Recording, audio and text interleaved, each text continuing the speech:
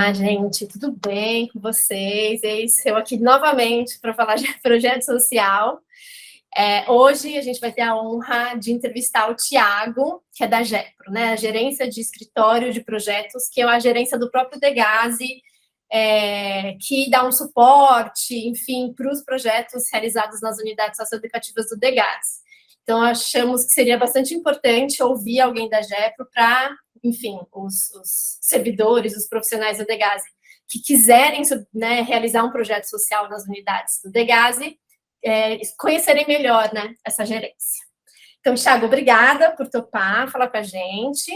E a primeira coisa que eu queria te pedir, na verdade, é que você se apresentasse e apresentasse a GEPRO também. Obrigado, Juliana. Eu que agradeço a oportunidade daqui da gente poder conversar. Eu sou o Thiago Sampaio, sou servidor do Degase, agente socioeducativo. Ano que vem agora eu estou indo para 23 anos de serviço público. Estou na GEPRO, né, colaborando na GEPRO. Entrei na GEPRO há pouco mais de 2 anos, então foi no período da pandemia e sigo lá na equipe até hoje.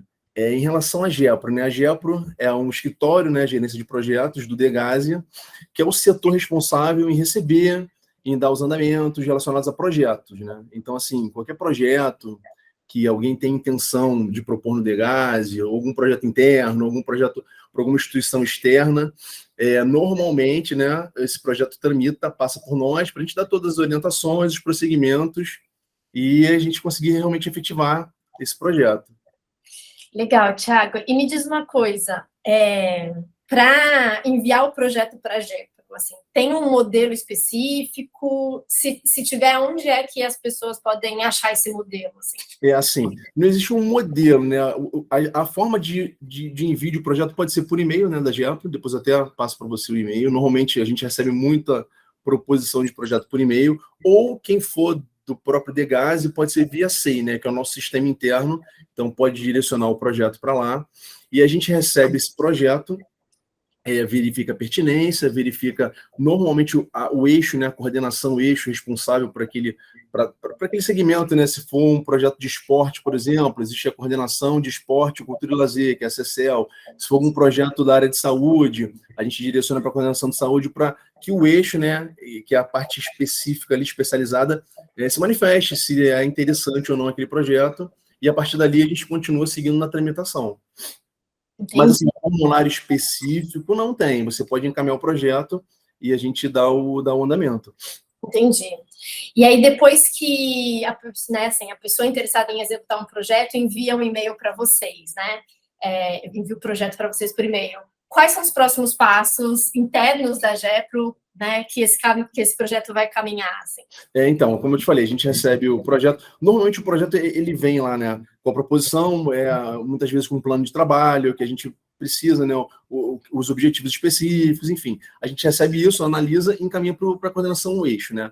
A coordenação eixo dando ok, manifestando o interesse, a gente direciona, né, o processo, já coloca num processo no SEI, né, e direciona o processo para a direção geral, para que a direção geral aprove ou não aquele projeto.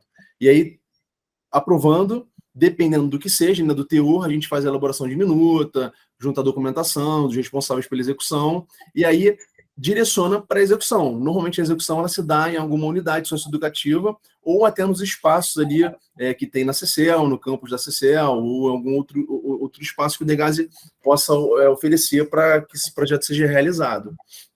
Entendi.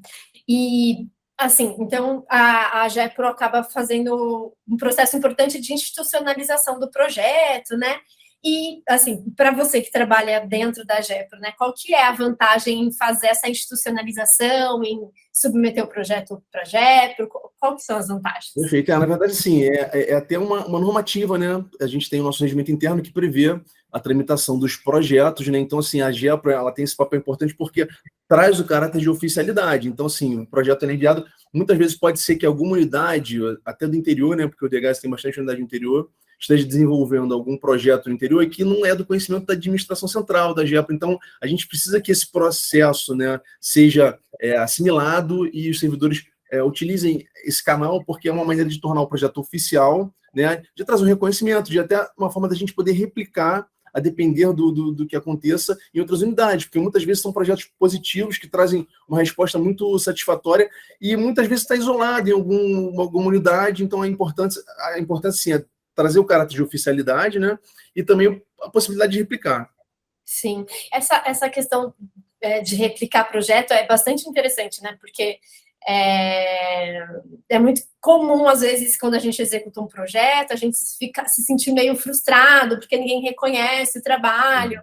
Então, passar pelo GEPRO possibilita essa expansão, né? Até da notoriedade do projeto e para servir de exemplo para outras unidades, né?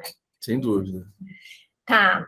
E aí, me diz, você falou as vantagens, né, de submeter um projeto pela GEPRO, né? E quais são os problemas ou as dificuldades de alguém que queira desenvolver um projeto numa unidade do DEGAS, mas sem comunicar a GEPRO? Na verdade, assim, as dificuldades, na verdade, o que a gente precisa, né, é trazer o projeto de forma oficial. Então, assim, a gente vai verificar toda a documentação desenvolvida, verificar o objetivo, a coordenação eixo vai se manifestar. Quando esse processo não é feito, né, muitas vezes acontece um projeto assim, de maneira muito amadora, então isso seria uma desvantagem, né? Às vezes um projeto está sendo executado, de repente atende um número X de adolescentes, poderia atender um número maior, então assim, é uma desvantagem porque não tem a oficialidade, né? Como eu falei. Então é muito importante que a gente faça essa regularização, né? Até para que tenha uma padronização, até para que tenha um controle, né, do que vem sendo executado, e para que a gente possa replicar, como eu falei, né? Principalmente os projetos que são mais assim, que trazem, né, um benefício não só para os adolescentes, mas também tem projetos que também envolvem servidores, enfim. Então a ideia é essa, realmente oficializar, né, a tramitação dos projetos e que a gente tenha um avanço, né, nesse... Sim. E você, assim, pela sua experiência, né, na GEPRO, é possível dizer que existem, ou você consegue identificar os principais erros cometidos nos projetos que costumam chegar ao GEPRO e que pode impedir a aprovação do projeto? Então, o que acontece? Dependendo do teor do projeto, né, a gente precisa, né, se for uma instituição apresentando, a gente precisa da documentação estar regular, então isso seria uma dificuldade quando não tem a documentação regular, o estatuto social da instituição, as certidões, né, a gente sempre vai atrás das certidões ou pede para que as instituições apresentem as certidões negativas, enfim. Uma dificuldade seria o plano de trabalho, muitas vezes um projeto que vem assim, eu queria montar um projeto assim, assado de uma escolinha esportiva, mas a gente precisa de um plano de trabalho, uma estrutura mínima, né, um plano de trabalho, de repente um calendário de execução. Então são pontos assim, dentro do que isso a gente vai fazer a verificação no decorrer do processo. Então, se isso aí falta, né, a gente sinaliza para a instituição ou para o proponente apresentar isso. Então, assim, quando a documentação vem certinha, quando tem um plano de trabalho, quando tem os objetivos específicos, a tramita melhor, é mais fácil, né? Porque você visualiza ali, você visualiza o público-alvo, então a coordenação geralmente já direciona, esse projeto eu consigo encaixar na unidade X para tratar um grupo de adolescentes nessa faixa etária, ou na unidade Y para tratar de meninas. Então, assim, a maior dificuldade que eu vejo é essa, né? Quando vem um projeto bem direcionado, com plano de trabalho organizado, estruturado, é mais fácil assim, a tramitação. E a aprovação não é que seja uma aprovação, né? Normalmente é a verificação realmente do eixo, se é interessante, porque todo projeto é bem-vindo, né? Principalmente quando tem um impacto positivo. E aí, a aprovação da direção geral e a gente bota para frente para executar.